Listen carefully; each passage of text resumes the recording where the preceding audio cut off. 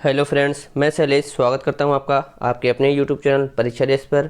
दोस्तों, C TET, UP TET, super TET के मनोविज्ञान की आज की इस क्लास में हम पढ़ेंगे अधिगम के सिद्धांत के बारे में।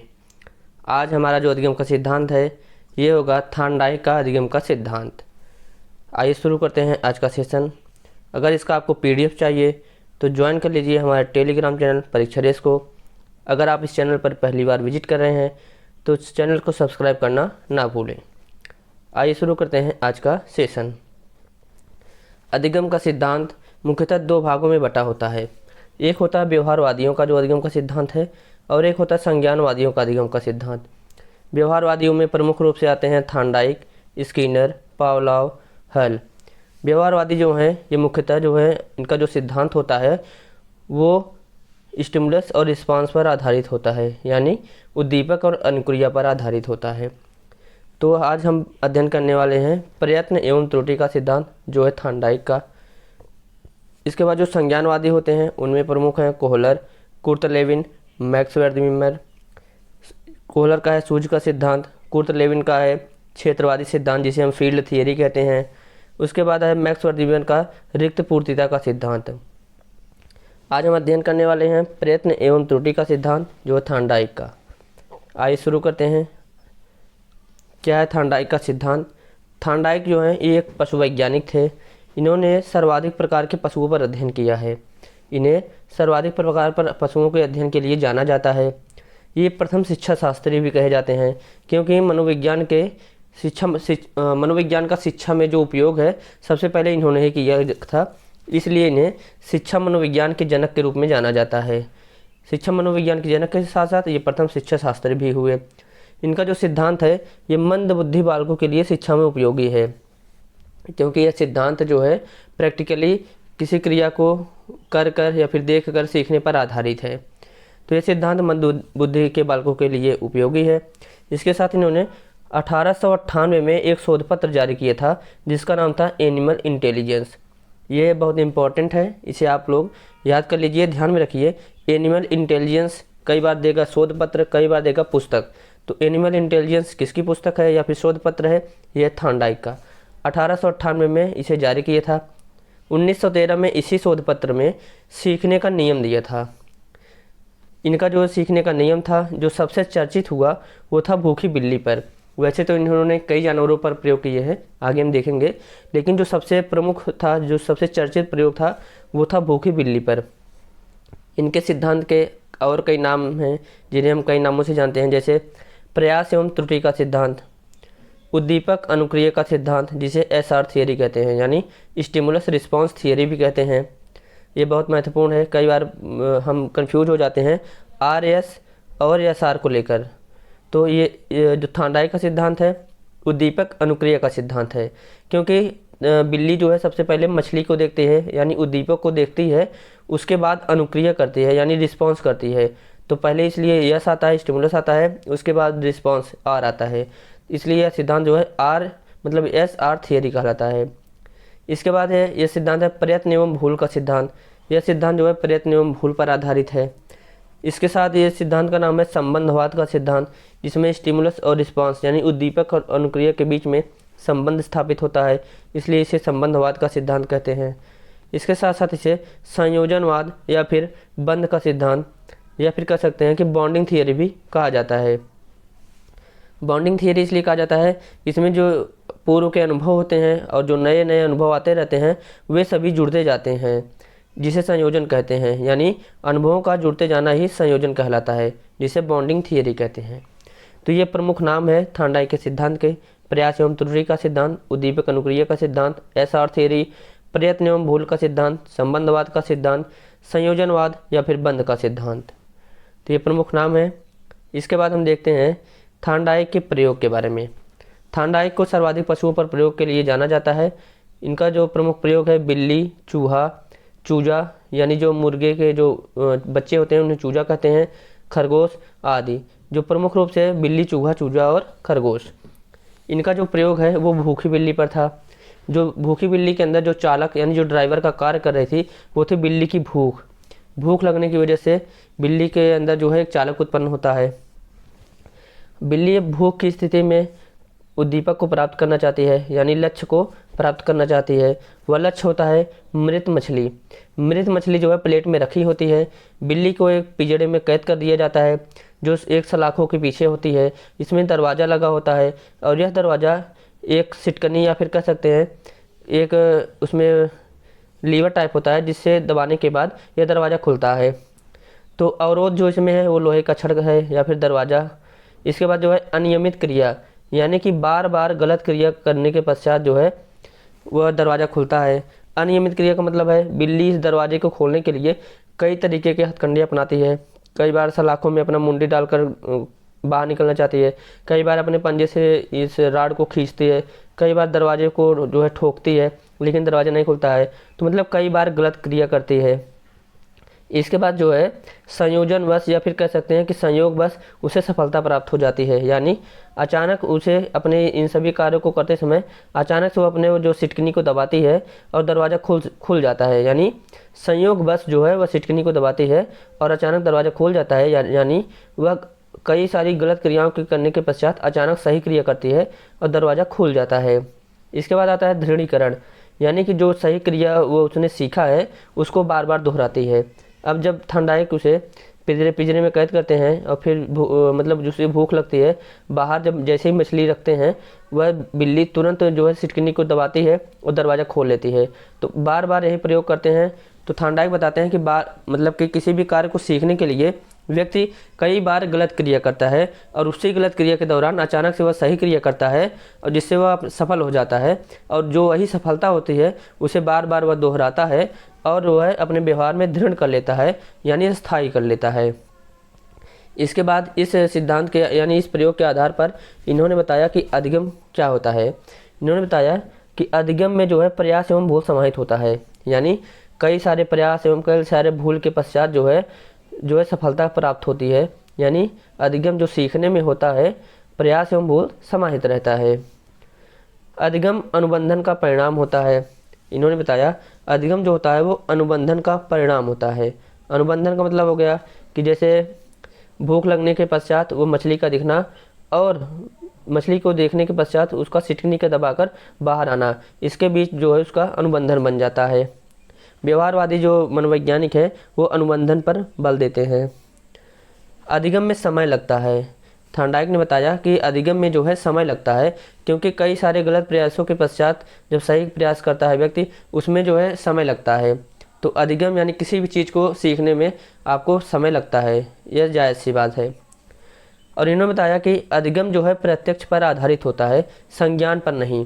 जितने भी व्यवहारवादी होते हैं ये सभी कहते हैं कि अधिगम जो होता है वो प्रत्यक्ष अनुभव पर आधारित होता है, यानी जो कुछ भी व्यक्ति सीखता है, जो कुछ प्राणी सीखता है वो प्रत्यक्ष अनुभव प्राप्त कर कर ही सीखता है, संज्ञान पर नहीं। संज्ञान का मतलब होता है कि आप किसी को सूचना देकर ही केवल किसी भी चीज़ को सिखा नहीं सकते हैं, बल्कि वह प्रत्यक्ष अनुभव करके सीख सकता है। जो संज्ञानवादी मनोवैज्ञानिक हैं वो जो है संज्ञान पर बल देते हैं। इसके बाद थांडाइक ने जो है सीखने के मुख्यतः 3 नियम दिए हैं और 5 गौण नियम दिए हैं। मुख्यतः 3 नियम इनका जो है प्रत्येक नियम के एक एक उपनियम भी हैं। इनके जो 3 प्रमुख नियम हैं, तत्परता का नियम, अभ्यास का नियम एवं प्रभाव का नियम, इन प्रत्येक नियम का एक एक उपनियम होता है और यह उपनियम जो है हमेशा जो है मुख्य नियम से पहले लागू होता है। जैसे तत्परता का नियम इनका मुख्य नियम है, इसका जो उपनियम है यह है रुचि का नियम। रुचि का नियम पहले लागू होता है, उसके पश्चात जो है मुख्य नियम लागू होता है। जैसे किसी भी कार्य को करने के लिए अगर व्यक्ति के अंदर रुचि होती है, वह इंटरेस्ट के साथ कार्य करता है, उसके अंदर रुचि होती है, तभी वह कार्य को करने के लिए तत्पर होता है। जैसे आपको अंदर अगर किसी भी चीज़ को खाने की रुचि है और वह चीज़ आपको मार्केट मिलेगी, जब आपके अंदर उसे खाने की रुचि उत्पन्न होती है तभी आप जो है उसको मार्केट जाकर लेने के लिए तत्पर होते हैं। यानी थांडाइक के कहने का जो मतलब है कि उपनियम यानी जो उपनियम है किसी भी मुख्य नियम का वो पहले लागू होता है, उसके बाद जो है मुख्य नियम लागू होता है। तो तत्परता का नियम इसका यानी तैयारी का नियम जिसे कहते हैं, इसका उपनियम होता है रुचि का नियम। जब व्यक्ति के अंदर रुचि उत्पन्न होती है तब वह जो है अपने लक्ष्य की प्राप्ति के लिए तत्पर होता है। वुडवर्थ ने कहा है कि तत्परता जो है मानसिक तैयारी है, यानी किसी भी व्यक्ति को किसी को कार्य को कराने के लिए जब उसे तत्पर किया जाता है तो वह उसकी मानसिक तैयारी होती है, यानी वह मानसिक रूप से किसी भी कार्य को सीखने के लिए या फिर करने के लिए तत्पर होता है। तो वुडवर्थ ने कहा कि तत्परता जो है मानसिक तैयारी है। किसी भी व्यक्ति को किसी कार्य को सीखने के लिए मानसिक रूप से तैयार करना ही तत्परता है। इसके बाद है किसी प्राणी को किसी कार्य करने के लिए तत्पर या तैयार होना ही उस समय उसे जो कार्य मिल जाता है, यानी कि जो इस सिद्धांत कहता है कि कोई भी प्राणी किसी कार्य को करने के लिए जब तत्पर होता है, अगर उसी समय वह कार्य उसे प्राप्त हो जाता है तो वह उस कार्य में रुचि प्राप्त कर लेता है और कार्य को करने में सफल हो जाता है। यानी जब आप किसी कार्य को करने के लिए आपके अंदर रुचि हो, उसी समय अगर आपको वह कार्य दे दिया जाए तब आप अपने उस कार्य में सफल हो जाते हैं। अन्यथा आपके अंदर की जब रुचि समाप्त हो जाती है तब वह कार्य आपको दिया जाता है तो आप उसमें सफल नहीं हो पाते हैं। जैसे आपका मन अभी हुआ कि मुझे पढ़ना है, अगर उसी समय आपको जो है पढ़ने में सहयोग मिल जाता है, यानी जो आप पढ़ना चाहते हैं वो मटेरियल मिल जाए, उसके साथ साथ जो भी आवश्यक संसाधन है वो मिल जाए, तब आप उसी समय उस चीज़ को पढ़कर सीख सकते हैं। लेकिन अगर उस समय जो है वही जो सामग्री है नहीं मिल पाती है, तब आप बाद में आपके अंदर रुचि समाप्त हो जाती है, आप नहीं सीख पाते हैं। उदाहरण के लिए जैसे बालक को विद्यालय तो भेजा जा सकता है, लेकिन अगर वह खुद से तत्पर ना हो, उसके अंदर रुचि ना हो, वह सीखने के लिए तत्पर ना हो, तो सीखने के लिए उसे बाध्य नहीं किया जा सकता। जैसे आप कोई बालक है वो विद्यालय नहीं जाना चाहता, वो पढ़ना नहीं चाहता है, आप ज़बरदस्ती उसे ले जाकर विद्यालय में पहुंचा दें, ले जाकर उसकी कक्षा में बिठा दें, शिक्षक आएगा पढ़ाएगा, उसे मारे पीटे, लेकिन जब तक वह अपने अंदर से उसके अंदर रुचि नहीं उत्पन्न होती है, वह सीखने के लिए तत्पर नहीं होता है, तब तक वह सीख नहीं सकता है। ठीक उसी तरह जैसे घोड़े को पकड़कर तालाब तक तो ले जाया जा सकता है, लेकिन उसे पानी पीने के लिए बाध्य नहीं किया जा सकता। आप घोड़े को लेकर जाइए तालाब के पास, उसकी इच्छा नहीं है वह पानी पीने के लिए, उसके मुंडी पकड़ के आप तालाब में डुबा दीजिए, लेकिन वो पानी नहीं पिएगा। सीखने के लिए रुचि का होना बहुत ज़रूरी होता है, इसीलिए इस नियम का जो उप नियम है वो है रुचि का नियम। यानी अगर उस व्यक्ति के अंदर रुचि नहीं है तब वह सीख नहीं सकता है। दूसरा नियम है अभ्यास का नियम। अभ्यास का नियम रुचि के बाद यानी तत्परता के बाद अभ्यास का नियम, किसी भी चीज़ को सीख लेने के बाद उसका नियमित जो अभ्यास होता है यही बताता है अभ्यास का नियम। इसका जो उप नियम है यह है उपयोग और अनुपयोग का नियम। यानी सबसे पहले देखिए इसमें भी देखिए आप कि पहले उप नियम लागू होगा, यानी जब आप किसी चीज़ का उपयोग, कोई भी चीज़ आपके लिए उपयोगी होगी या फिर अनुपयोगी होगी। अगर कोई भी चीज़ आपके लिए उपयोगी होगी तब आप उसका अभ्यास में लिए रहेंगे। यानी जैसे मान लीजिए किसी का मोबाइल नंबर है, आपने किसी ज़रूरी व्यक्ति का मोबाइल नंबर याद कर लिया है, अगर वह आपके लिए उपयोगी है, आगे मतलब आपको डेली उसका कार्य पड़ रहा है, आपको डेली उसे कार्य मतलब कॉल करना है, वह आपके लिए उपयोगी है, तब तो वह आपके अभ्यास में बना रहेगा। अन्यथा जैसे आप 1-2 महीने के लिए उसका उपयोग ना करें तब वो आपके अभ्यास से दूर हो जाता है और वह आपके मस्तिष्क से डिलीट हो जाता है, मतलब आप उसे भूल जाते हैं। वही चीज़ है कि जब आप किसी चीज़ का उपयोग करते रहते हैं डेली, वह आपके अभ्यास में बना रहता है और वह जो है अस्थायी होता है। जैसे ही आप उसका उपयोग करना बंद कर देते हैं वह चीज़ आप भूल जाते हैं, अभ्यास से दूर होता है और वह चीज़ आप भूल जाते हैं।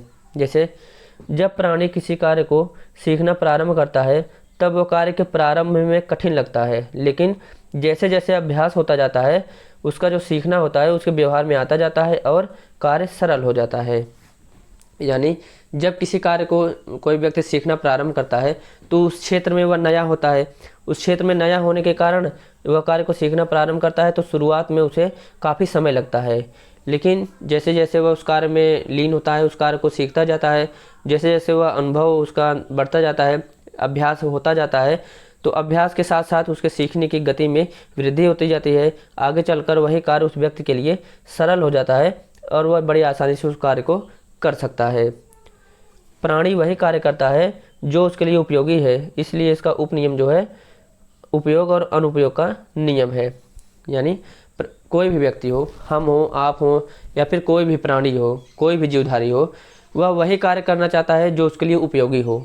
जैसे आप अभी अगर मनोविज्ञान पढ़ रहे हैं तो आपको C TET, UP TET, super TET या फिर किसी अन्य राज्य का टेट पास करना है, आपके लिए वह आवश्यक है, आप शिक्षक बनना चाहते हैं। अगर वही चीज़ तभी आप पढ़ रहे हैं, अगर वही चीज़ आप के लिए अनुपयोगी हो, आपके टेट में उपयोगी ना हो, तब आप इस चीज़ को नहीं पढ़ेंगे।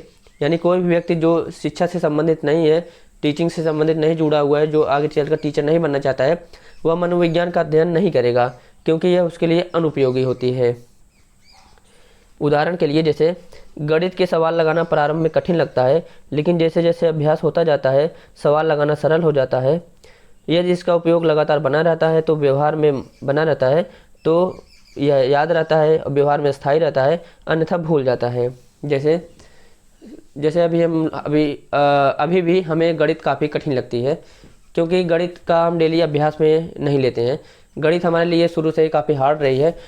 उसका कारण था कि जैसे शुरू से ही हमने गणित के बारे में उसका अध्ययन नहीं किया है, तो सवाल नहीं लगाया है, तो गणित का सवाल जब लगाना प्रारंभ करते हैं तो आपको काफ़ी कठिन लगता है। जैसे आपने कोई फार्मूला सीख लिया है, a+b का whole square equal to a² + b² + 2ab, जैसे आपने ये फार्मूला सीख लिया, आप इस पर जो है सवाल लगाना, न्यूमेरिकल लगाना प्रारंभ किए हैं, आप लगातार लगा रहे हैं। जैसे आपके उपयोग में है, आप इसका उपयोग कर रहे हैं डेली, मतलब कि आपके दैनिक जीवन में या फिर आपके पढ़ाई से संबंधित आपके उपयोग में है, तब तक तो यह आपको याद है, आप उस फार्मूले के आधार पर सवाल लगा सकते हैं। लेकिन जैसे ही कुछ समय बीत जाता है या फिर कुछ महीने बीत जाता है, आप वो चीज़ भूल जाते हैं, क्योंकि वो आपके लिए अनुपयोगी हो जाता है। जब तक कि वह चीज़ आपके लिए उपयोगी रहेगी तब तक आपके लिए वह अभ्यास में रहेगी और आप उसे आपके व्यवहार में बनी रहेगी। जैसे वह आपके लिए अनुपयोगी होगी आप उसे भूल जाते हैं। तो ये थांडाई का जो है अभ्यास का नियम। इनका तीसरा नियम है प्रभाव का नियम। अभ्यास के पश्चात जब आप जैसे कोई कार्य व्यक्ति करता है, उसका प्रभाव कैसा होता है उसके ऊपर, अगर वह उसका प्रभाव संतोषजनक होता है तो परिणाम सकारात्मक होता है, तो उसे संतोष की प्राप्ति होती है। परिणाम अगर नकारात्मक होता है तो असंतोष की प्राप्ति होती है। तो प्रभाव का नियम है तीसरा नियम इनका जो उप नियम है संतोष और असंतोष का नियम। यानी जब भी प्राणी किसी कार्य को सकारात्मक परिणाम प्राप्त करता है, यानी जब भी कोई प्राणी किसी कार्य का सकारात्मक परिणाम प्राप्त करता है, तब उसे जो है संतोष की प्राप्ति होती है, यानी संतोष की अनुभूति होती है। जैसे प्राणी कार्य करने के जिसकी वजह से प्राणी कार्य करने के लिए प्रेरित रहता है। जैसे आप कोई कार्य करते हैं और आपको उसके लिए सकारात्मक परिणाम प्राप्त होता है या फिर आपको पुरस्कार प्राप्त होता है, तब आपको जो है संतोष की प्राप्ति होती है। अगर आप अपने किसी भी कार्य को करते हैं, आप अपने लक्ष्य को प्राप्त कर लेते हैं, तब आपको संतोष की अनुभूति होती है, जिसकी वजह से आप कार्य को आगे भी जारी रखने के लिए या फिर करने के लिए या फिर आगे भी सीखने के लिए तैयार रहते हैं या फिर आप प्रेरित रहते हैं। वहीं पे जब भी कार्य का नकारात्मक परिणाम प्राप्त होता है तो आपके अंदर जो है असंतोष की अनुभूति होती है, प्राणी जो है आगे उस कार्य को नहीं करना चाहता है। तो ये होता है प्रभाव का नियम। जैसे किसी भी कार्य को करने के लिए अगर किसी बच्चे को कोई पुरस्कार दिया जाता है, तब उसे जो है संतोष की प्राप्ति होती है, यानी उसके अंदर गुड फीलिंग आती है, वह उस कार्य को आगे जारी रखना चाहता है, वह अंदर से प्रेरित होता है, कार्य को और करना चाहता है। जैसे किसी भी कार्य को करने के लिए बच्चे को नकारात्मक परिणाम प्राप्त होता है, जैसे उसे अगर दंड दिया जाता है तब वह उस कार्य को नहीं करना चाहता है और वह अंदर से डिमोटिवेट हो जाता है, उसे असंतोष यानी बैड फीलिंग होती है, वह उस कार्य को नहीं करना चाहता है। स्किनर का जो क्रिया प्रसूत अनुबंधन का सिद्धांत है वह थांडाई के प्रभाव के नियम पर ही आधारित है। यह बहुत ही महत्वपूर्ण है, आप इस लाइन को ध्यान में रखिए कि स्किनर का क्रिया प्रसूत का अनुबंधन का सिद्धांत थांडाई के किस नियम पर आधारित है, तो ये होगा प्रभाव का नियम। थांडाइक ने अधिगम के जो है 4 तत्व बताए हैं, 4 तत्व 4 एलिमेंट इन्होंने बताए हैं कि किसी भी व्यक्ति को सीखने के लिए अधिगम के लिए 4 तत्व बहुत महत्वपूर्ण होते हैं, जिसी के आधार पर प्राणी सीखता है। जैसे आवश्यकता, जब किसी भी प्राणी को आवश्यकता होगी तभी वह किसी भी चीज़ को सीखने के लिए तत्पर होगा, यानी वह अधिगम के लिए तत्पर होगा। जैसे आप टेट की तैयारी कर रहे हैं तो आपको मनोविज्ञान पढ़ने की आवश्यकता है, तभी आप जो है यहाँ पे पढ़ने के लिए तत्पर हैं, आप मनोविज्ञान पढ़ रहे हैं।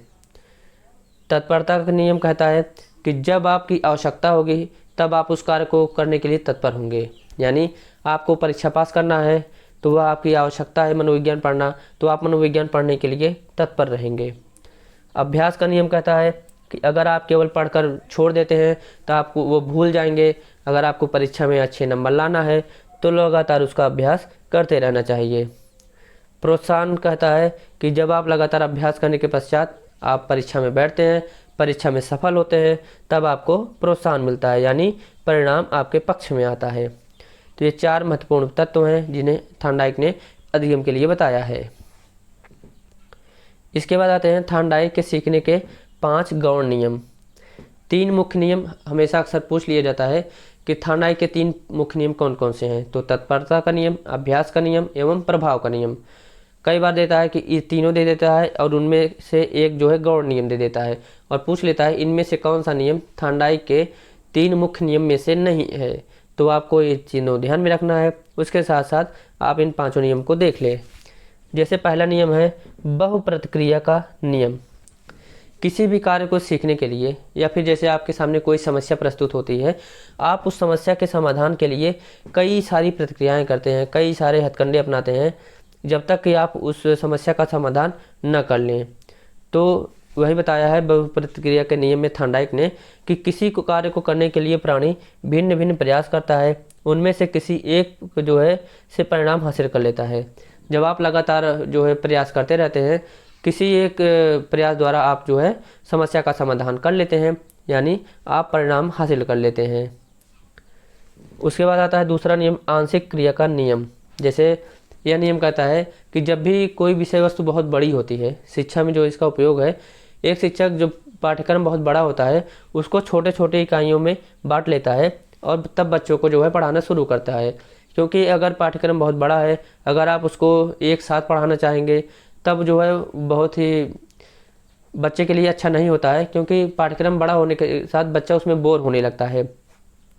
तो किसी भी बड़े कार्य को छोटे छोटे अंशों में विभाजित करने के लिए करके अगर आप अध्ययन करते हैं या फिर उसको करते हैं, तब आप उसमें लगातार प्रेरित रहते हैं, आप मोटिवेट रहते हैं उस कार्य को करने के लिए। वहीं पे अगर आप लगातार किसी बड़े कार्य को करेंगे तब आपका मन जो है थक जाता है, आप उस कार्य से बोर हो जाते हैं। इसलिए जो है कार्य को छोटे छोटे अंशों में बांटकर करना चाहिए, यह कहता है आंशिक क्रिया का नियम। और तीसरा नियम है सादृश्यता का नियम। सादृश्यता या फिर कह सकते हैं आत्मीकरण का नियम, यानी किसी कार्य को देख कर सीख लेना और उसका भविष्य में उपयोग करना कहलाता है आत्मीकरण। यानी आप देखते हैं, आप किसी कार्य को देखते हैं, आप देखकर उस कार्य को सीख लेते हैं और उस कार्य का अगर आप भविष्य में अपने जीवन में उपयोग करते हैं, तो यही कहता है सादृश्यता या फिर आत्मीकरण का नियम। जैसे आप रास्ते में जा रहे हैं, आपने देखा कि आगे एक बाइक वाला है जो कि एक गड्ढे में कूद जाता है। मतलब रास्ते में अचानक से गड्ढा होता है जो दूर से नहीं दिखता है, लेकिन पास में जाने के पश्चात जब तक आप देख पाते हैं तब तक आप गड्ढे में गिर जाते हैं। तो आपने जैसे ही देखा कि एक बाइक वाला गड्ढे में गिर गया है, तो आप जो है उससे सीख लेते हैं कि मुझे वहाँ तक नहीं जाना है, बल्कि वहाँ रुक कर यह दूसरा रास्ता अपना लेना है। तो यह कहता है सादृश्यता का नियम या फिर आत्मीकरण का नियम। आपने जो चीज़ देखकर सीखा उसे आत्मीकरण कर लिया और उसका उपयोग किया। बंडूरा का जो मॉडलिंग थियरी है, जिसे कहते हैं सामाजिक अधिगम का सिद्धांत, जो बेबी डॉल पर प्रयोग किया बंडूरा ने, बेबी डॉल और जोकर पर प्रयोग किया सामाजिक अधिगम का सिद्धांत, जिसमें कहा है कि बालक जो होता है समाज में जो देखता है, जैसा व्यवहार देखता है समाज से, वही सीखता है। वही कहता है आत्मीकरण या फिर सादृश्यता का नियम कि बालक समाज में जो देखता है वही सीखता है, वही आत्मीकरण करता है और भविष्य में उसका उपयोग करता है।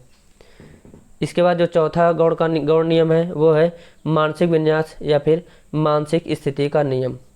मानसिक विन्यास या फिर मानसिक स्थिति का नियम कहता है कि अगर कोई भी व्यक्ति, कोई भी प्राणी किसी कार्य को सीखने के लिए मानसिक रूप से सकारात्मक होता है, तब उसका जो परिणाम होता है वह भी सकारात्मक होता है।